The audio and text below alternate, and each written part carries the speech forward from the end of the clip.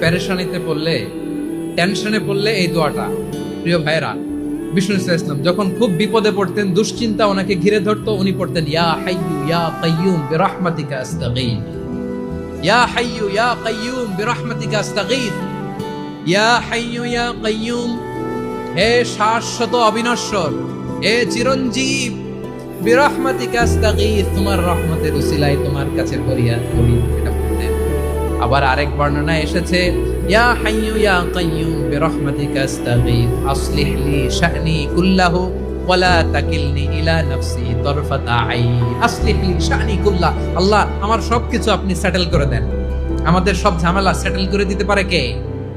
আমরা তো সেটেলমেন্টের জন্য ওএসপি সাহেবের কাছে যাই, ডিসি সাহেবের কাছে যাই, অমুক ভাইয়ের কাছে যাই, তমুক ভাইয়ের কাছে যাই। এই দোয়া পড়লে আরশের উপর থেকে আপনার ম্যাটার সেটেল করে দিবে কে? তাহলে পড়বেন ইয়া হাইয়ু, হে চিরঞ্জীব। হাইয়ু মানে চিরঞ্জীব, যিনি চিরকাল বেঁচে থাকবেন, মরবেন না। আল্লাহ মরবেন? তার কোনো লয় আছে? ক্ষয় আছে?